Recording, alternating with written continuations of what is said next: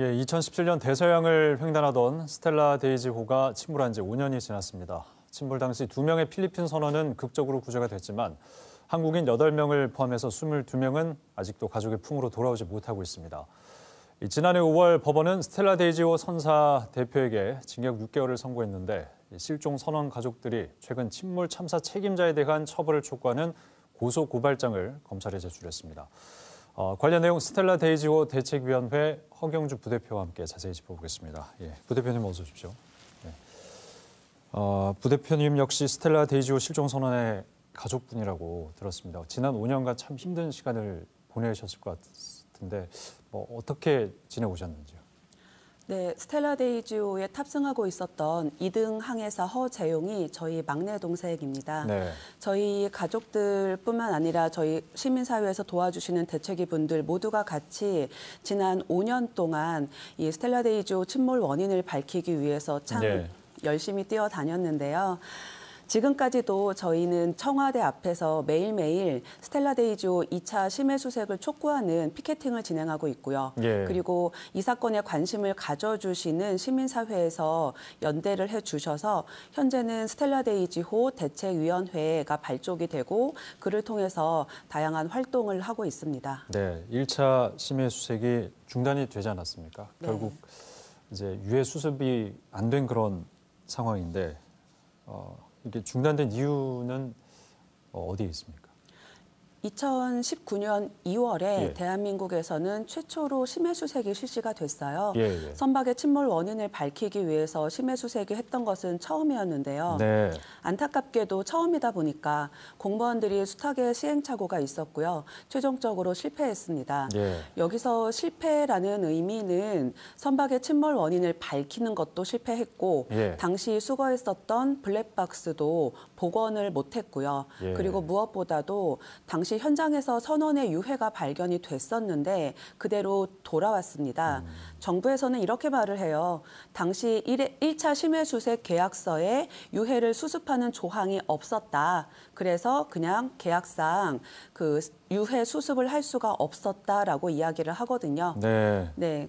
저희가 들은 설명은 거기까지입니다. 정부의 예산 부족도 포함이 됩니까? 거기에? 정확하게 저희가 알기는 어렵습니다. 왜냐하면 그때 당시 심해수색 업체와 그리고 그 정부 간에서 어느 정도 계약 금액이 확정되어 있었다고는 하지만 저희가 생각하기에는 당시 충분히 예비로 자금을 투입하는 것이 가능하지 않았을까라고 생각을 하거든요.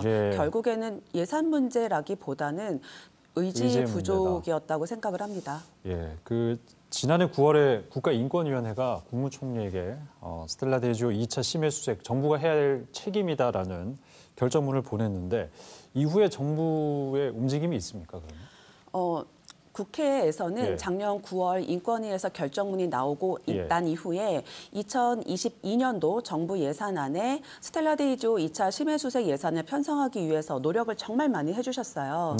하지만 결국에는 기획재정부의 반대에 부딪혀서 올해도 역시 예산은 누락되고 말았습니다. 그렇군요. 기획재정부에서는 이렇게 말을 해요.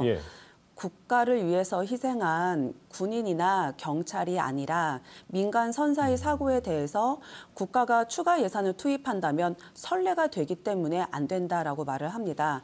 그래서 올해도 예산은 누락되었지만 그나마 다행인 것은 예산안에는 부대 의견이라는 것이 있대요. 그 부대 의견에 이번에 이렇게 기록이 되었습니다. 정부는 조사 보고서 등의 진전 사항을 바탕으로 해서 2차 심해수색 예산을 지체 없이 지원하겠다라고 들어가 있거든요. 조금 진전이 되는 것이 있습니다. 부분이군요.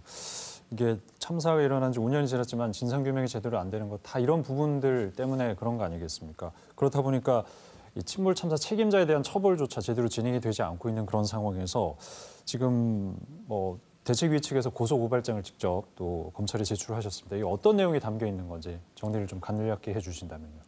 국민고소고발인 1,166명이 검찰에 이번 주 월요일에 고소고발장을 제출을 했었고요. 선박 침몰을 했음에도 불구하고 그리고 22명의 선원들이 돌아오지 못하게 됐음에도 불구하고 이에 대해서 직접적인 책임을 지는 사람이 한 명도 없었어요. 네. 아직까지 검찰에서 기소를 전혀 하지 않았기 때문이거든요. 네. 5년이라는 시간이 지났음에도 불구하고 아직까지 이 참사에 대해서 아무도 책임을 지지 않고 있었기 때문에 그래서 이번에 고소 고발을 진행하게 되었습니다. 네, 그 지난해 항소심에서 선사 대표에게 징역 6개월 선고된 건 이제 그 안전 보고 조치와 관련해서 미흡한 부분이 이제 지적이 된 거 아니겠습니까? 네. 그럼 이번에는 고소 고발의 차이가 있는 부분은 직접적인 사고 원인 결과에 대한 책임을 이제 대표에게 묻는 그런 또 고소 고발이 내용이 되겠는 거네요. 네, 맞습니다. 작년에 있었던 항소심에서 이미 재판이 이루어지고 있다라고 생각하시는 분들이 정말 많으셨어요. 하지만 정확하게 좀 더 설명을 드리자면 이렇게 커다란 선박이 갑작스럽게 침몰하지는 않습니다. 분명히 전조 증상이 있었을 거예요. 그런데 선박안전법이라는 법에서는 이렇게 전조 증상, 즉 선박에 결함이 있을 경우 해양수산부 장관에게 반드시 신고하도록 되어 있어요. 이게 사실은 세월호 참사 이후에 선박의 안전을 담보하기 위해서 개정된 법률이거든요. 그런데 2017년에 스텔라 데이조가 침몰을 했고 2016년 당시에 선체의 결함이 많이 발견이 됐었음에도 불구하고 폴라리스 쉬핑은 해수부에 신고를 하지 않았습니다. 그래서 작년에 있었던 항소심은 이 법상 의무를 위반해서 신고하지 않았던 것에 대한 재판이었던 거고요. 저희가 이번에 고소고발한 것은 스텔라 데이조의 침몰 자체에 대해서 직접적인 책임을 촉구하는 것입니다. 네, 그런 차이가 좀 있습니다. 업무상 과실 선박 매몰죄 그리고 업무상 과실 치사죄.